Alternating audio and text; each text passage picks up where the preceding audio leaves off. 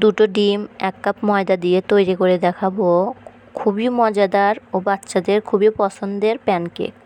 আসসালামু আলাইকুম viewers, welcome to সীমাস kitchen. চলুন শুরু করি।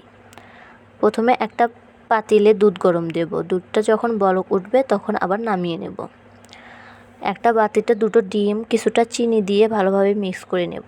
যখন কালারটা পরিবর্তন হবে তখন বুঝে নেবেন হ্যাঁ মিক্স করাটা হয়ে গিয়েছে, চিনিটা গলে গেছে। এখন আগে থেকে জাল করে রাখা দুধটা দিয়ে দেব।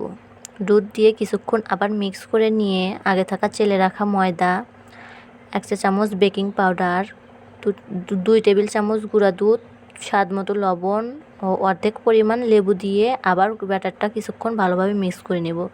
একটু সময় নিয়ে ব্যাটারটা মিক্স করবেন, তাতে অনেকটা সফট ও অনেক সুন্দর হবে। ব্যাটারটা যখন এরকম হয়ে আসবে তখন কিছুক্ষণ রেখে দেব। একটা প্যান গরম দিয়ে তখন ব্যাটারটা দিয়ে দেব 1 চামচ দিয়ে। ব্যাটারটা ছড়িয়ে দেবেন না, দেখবেন একাই সরে যাবে। যখন উপর দিয়ে এরকম বাবলস উঠবে তখন ভাববেন হ্যাঁ নিচ থেকে হয়ে গিয়েছে। এখন আবার একটু উল্টে দিয়ে আমি নামিয়ে নেব। আরও একটা বানিয়ে দেখাচ্ছি আপনাদের।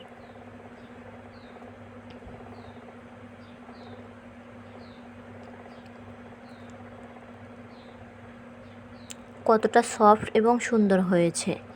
সকালের নাস্তা অথবা বাচ্চাদের টিফিনে ঝটপট 10 মিনিটের মধ্যে বানিয়ে দিতে পারবেন এই প্যানকেক। বাচ্চা থেকে শুরু করে বড় মানুষদের খুবই পছন্দের এই প্যানকেকটি। অবশ্যই একবার বাসায় ট্রাই করে দেখবেন। দেখুন আমি আপনাদের একটা ভেঙে দেখাচ্ছি কতটা সফট এবং স্মুথ হয়েছে এবং অনেকটা মজা হয়েছে। ভিডিওটি ভালো লাগলে অবশ্যই একটা লাইক এবং কমেন্ট করে যাবেন। ধন্যবাদ।